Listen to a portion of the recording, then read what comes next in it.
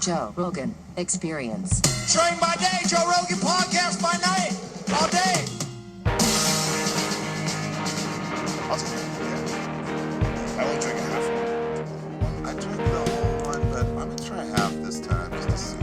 Because, you know, it's weird. I have friends that are like, they will not.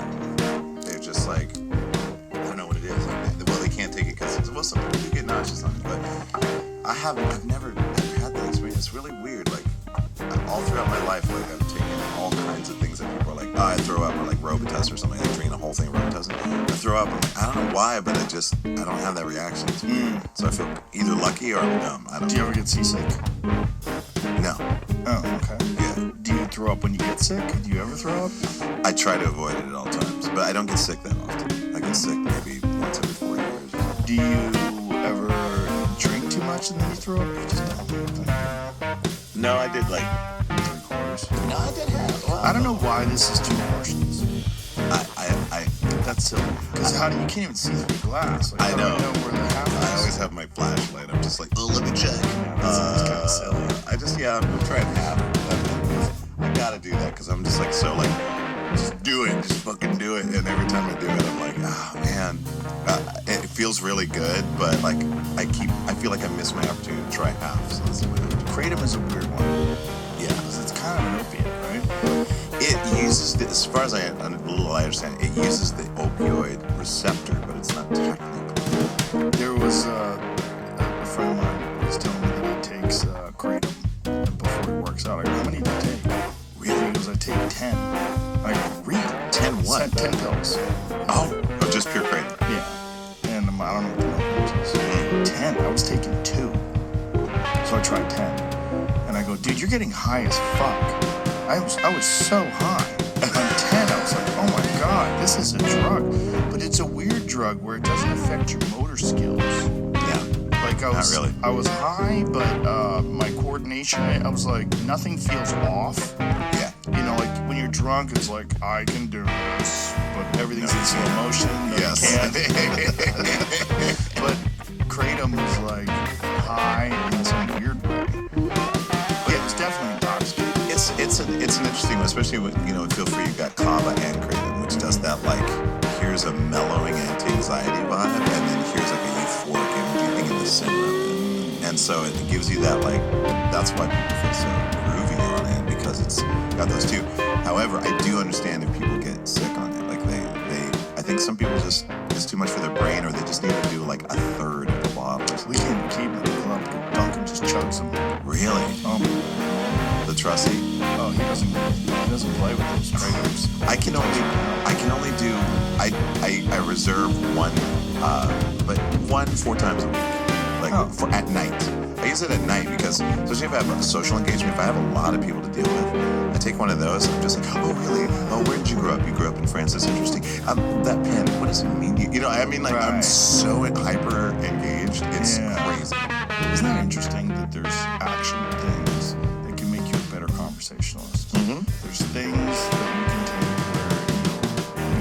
where you'll be better talking. You'll say different things than you would without those things. I know.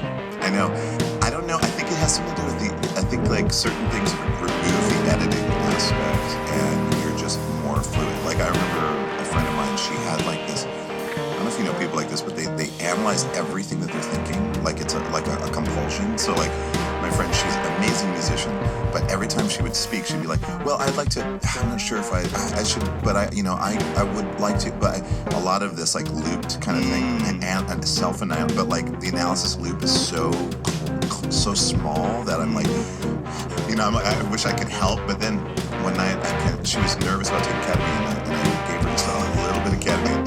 And finally she's like, okay, I'll try it. And she's like, I don't know, should I think maybe is it too much? And I was like, trust me, just do this amount, I'm really good at dosing. And she took it and I progressively saw her go from, I don't know what's going on. And I was just kind of wondering, my career is interesting, but I have a lot of fear based around it. She was just calm, relaxed, and completely fluid. And I let her go for a while, and then I said, did you notice that you haven't stopped yourself once, like in the last 10 minutes? She was like, oh my God, you're right. And I was like, yeah, like if you notice that when you're on it, it's possible you can carry that over in your functioning every day. life. But it was cool. It was cool to see that journey. Yeah, I wonder if that's possible without the ketamine.